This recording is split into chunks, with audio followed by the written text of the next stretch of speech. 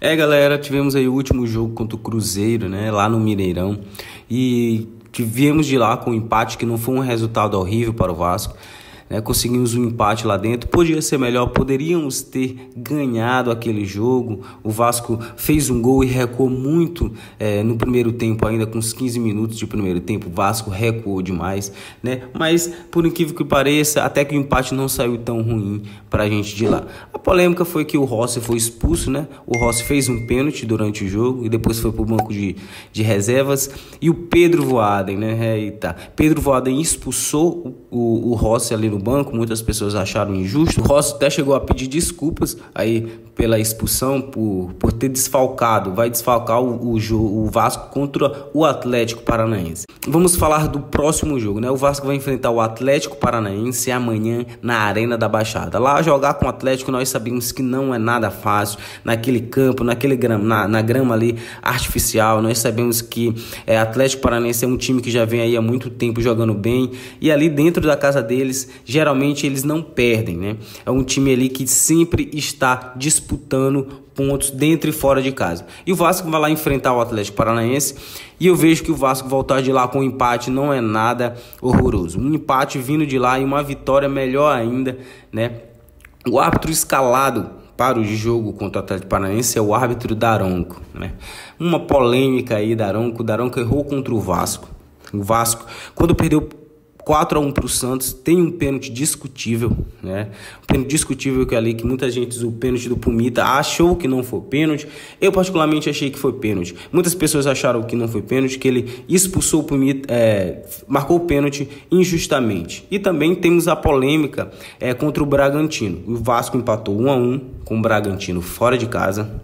E o Daronco demorou muito para marcar o pênalti ali que o Vasco fez, que o Verratti converteu. Que o Vasco saiu com um empate de lá e o Daronco demorou muitos minutos para marcar o pênalti, né? Talvez tentando procurar algo ali para não marcar o pênalti. O Daronco sempre contra o Vasco, tem muitas polêmicas, né? E ele foi afastado por ter marcado um pênalti em Soteldo no jogo do Santos, que é concorrente direto do Vasco, ali pela briga do rebaixamento, para se livrar do rebaixamento. E por incrível que pareça, ele volta exatamente com o concorrente direto do Santos contra o Vasco, no jogo do Vasco. Então isso para mim é palhaçada com o Vasco que a CBF faz. Isso mostra a falta de representatividade que o Vasco tem na CBF. E vamos falar sobre os desfalques para o jogo de amanhã, né? Infelizmente a gente já tem o Rossi expulso e o Orediano, que joga ali na mesma posição do Rossi, que é ali na ponta,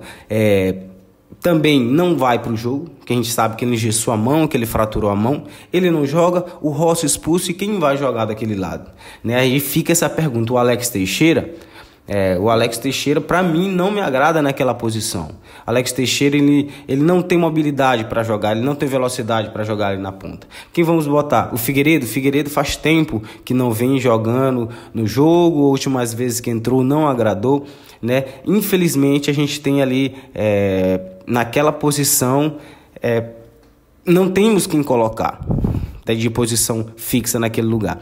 Vamos falar também agora dos pendurados, né? Os pendurados para o jogo. O Vasco está com muitos pendurados. O Vasco está com 15 jogadores pendurados. É muito jogador. Infelizmente, vamos jogar até o final do Brasileiro com algum desfalque no time titular. Porque só geralmente de jogadores que são titulares, tem o Léo Jardim, o Puma, o Maicon, o Zé Gabriel, Prachetes, Paulinho e Gabriel Peck, né? Além de Robson Bambu, tem o Léo, o Marlon Gomes, Barros, Serginho, Sebastião, Zé Vitor e Ryan, que está com a seleção sub-17, também estão pendurados. Então são 15 jogadores que o Vasco tem em desfalque. Então, para esses últimos jogos, infelizmente, vamos jogar vários jogos desses próximos que tem, 4 jogos, com algum desfalque titular. Esse jogo contra o Atlético Paranaense de lá, para mim, não é o jogo decisivo desses 4 que o Vasco vai jogar. O que você acha? Acha que o Vasco tem que vir com a vitória lá do Atlético, porque é muito difícil mesmo, né? Não sei como é que vai ser a escalação de Ramon Dias, se Payet vai entrar titular. A torcida pede Payet titular, muitos da torcida pedem Payet titular, porque o Praxedes não vem jogando bem. O Marlon Gomes também vem pedindo passagem ali no time do Vasco. Para mim, o Marlon Gomes tem que ser titular nesse time. Marlon Gomes, quando ele entrou, ele mostrou muito nesse último jogo, né? Mais mobilidade, ele corre, ele marca, ele tem mais criatividade que o Praxedes, né? Praxedes às vezes não acerta um passe de 2 metros, de 1 metro de distância, ele tá errando um passe.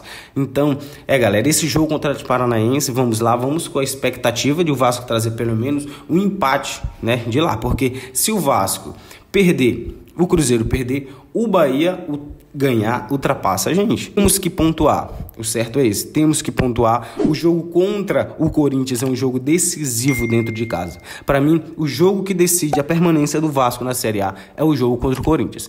Tem que ganhar o jogo contra o Corinthians dentro de casa, não tem negociação.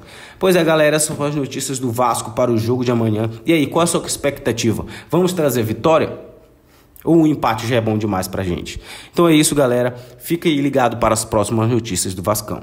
E aí, galera, o que acharam? Não se esqueça, já deixe seu like, se inscreva no canal se você não for inscrito e fique ligado que amanhã tem mais notícia do Vascão.